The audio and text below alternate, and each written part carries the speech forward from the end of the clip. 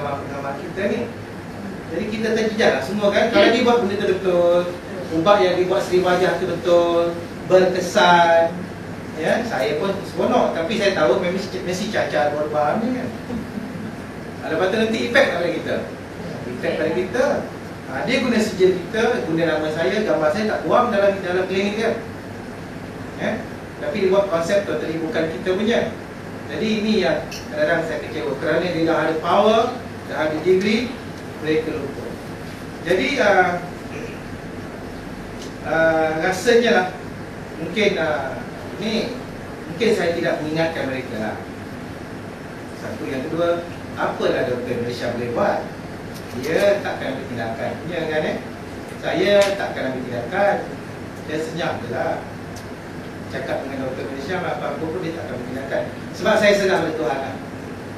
Tapi ternyata 4 orang tu hidup segan, mati tak mahu juga akhirnya.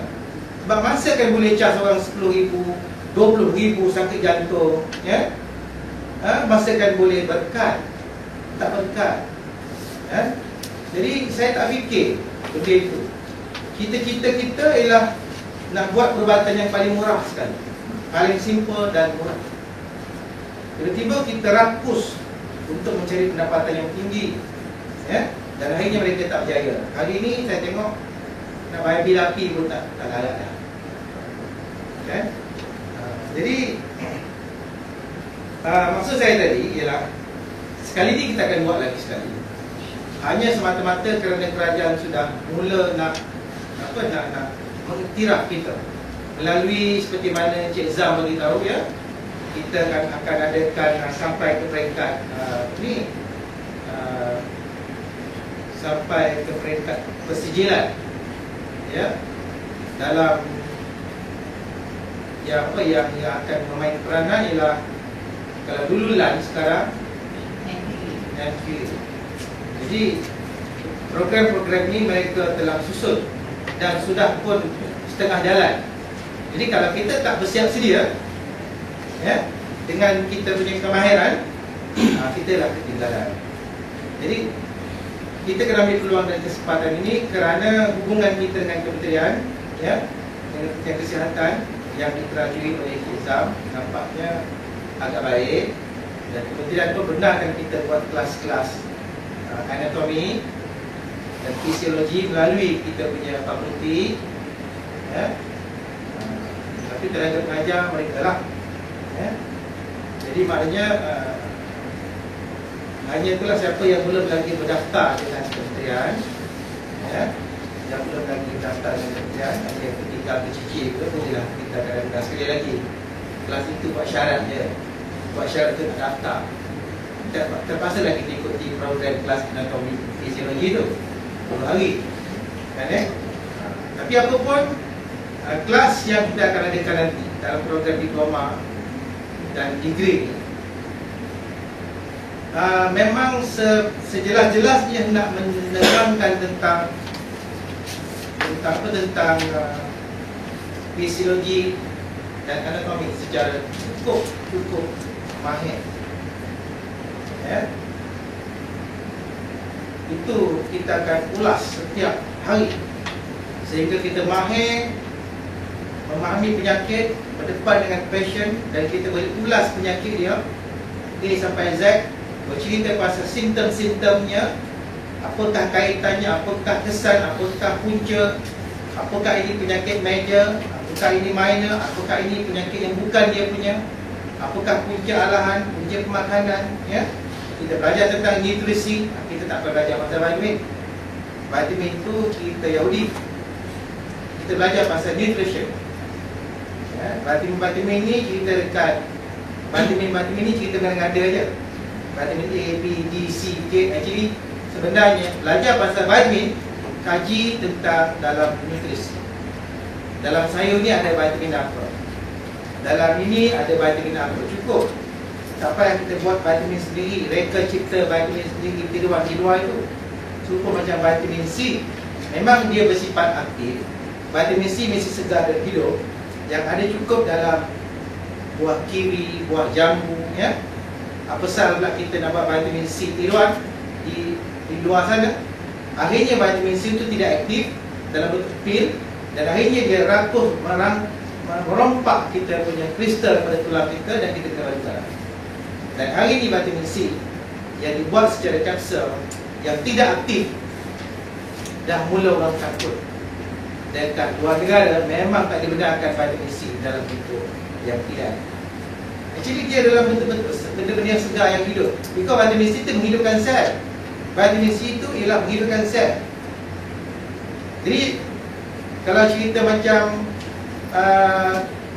zat-zat pemakanan kita macam vitamin K, vitamin D, B, apa semua tu, kita jangan tertipu lagi dengan cerita vitamin itu mesti bersifat banyak. Lagi banyak vitamin itu lagi bagus. Itu salah. Itu sangat salah. Satu perkara dalam yang saya rasa sangat-sangat tidak bertamadun, apabila kita kata, macam dulu saya kata vitamin K untuk cairkan darah, untuk pekatkan darah. Bagi mereka yang bleeding, kena ambil vitamin K banyak pada bayam dan kobis. Jadi siapa yang ada pendarahan yang henti-henti, ambillah vitamin K tu, kan? Tapi bagaimana pula dengan mereka yang darahnya cair? Darahnya cair, dia bleeding, dia period, tapi non-stop 1 tahun. Macam mana? Setahun tidak pernah berhenti, walaupun 1 hari. Yang keluar ialah darah betul, bukan period, bukan darah kotor. Dia confuse mana satu darah kotor yang keluar, mana satu darah yang betul yang keluar. Hari-hari keluar darah. Itu kira darahnya cair. Macam tu mungkin perlu dia vitamin K, kan? Tapi bagi mereka kebanyakan hari ini darah tinggi kerana kepekatan darah yang sangat tinggi, terlalu tinggi. 80% banyak orang darah tinggi, tetapi ada 20% yang darah rendah, yang pengsan, pitam. Darah rendah ni, ya, katalah dia belajar nanti dalam degree dan diploma, yang sengaja macam ni lah, iaitu katalah jumpa pasien. Pasien kata saya tak boleh tidur dah sekarang. Dia cerita yang terbaru dia punya masalah, dia terlupa cerita yang dulu punya masalah. Jadi you kena hati-hati bila kita minta pasien menceritakan dia punya simptom yang dia tidak selesa. Dia sering menceritakan yang terbaru. Jadi you pendengar yang setia, dengar dia dulu, dengar teliti. Dia kata dia tak boleh tidur, walaupun 1 hari 2 hari dia tak boleh tidur. Dia tidur sedikit. Kalau dia tertidur, dia tidur dengan keadaan yang tidak selesa. Gangguan dalam tidurnya banyak, mimpi yang berbagai-bagai. Ada mimpi yang dia ingat, ada mimpi yang dia langsung tak boleh ingat. Tapi sebagai besar tidurnya dia tak boleh ingat apakah mimpi. Tapi dia tahu dia tidak lena tidur kerana terganggu. Tapi mimpi apa dia tak boleh ingat sebab dia dah pelupa. Dia dah program ni, dia dah pelupa. Daya ingatannya habis. Bila daya ingatannya habis, short term dia paling teruk sangat, ya, maka di situ nanti dia punya kesuburan pada wanita akan terganggu. Pasal daya ingatan itulah menentukan kita punya awet muda. Kita mempertahankan daya ingatan kita, mempertahankan usia kita. Sebab tu kita kena mengingat dan menghafal, kerana kita mempertahankan sel kita. Jadi simboliknya adalah daya ingatan. Jadi jangan kita tidak praktis hari-hari menguatkan daya ingatan kita, mengingatkan kita. Aku letak kunci kat sini. Okey, sekejap lagi kunci itu mesti di situ, dia tak tentukan. Itu mengingatkan. Tapi kalau letak saja, sekejap lagi lupa. You kena kunci apa yang dibuat. Kerana itu adalah rahsia awet muda, ya? Jadi dia pun cerita sakit kepala dalam ni, lepas tu tukar kat belakang, lepas tu dia sakit kelenjar dekat leher ni, tengkuk, bahu dia berat. Dia tarik napasnya tak boleh tarik dengan panjang, tak selesa, ya? Napasnya sesak dan sebagainya. Jadi semua tu dah macam-macam cerita dah.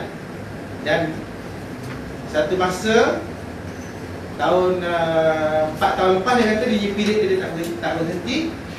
Dan doktor buang dia ovum. Dan sekarang tak ada period, umur baru 47. Kerana apa? Kerana period tak henti saja, kan? Tapi sebenarnya dia bleeding di darah. Jadi bila saya diagnose, saya pegang tangannya, saya tengok merah tangannya. Merah. Tekan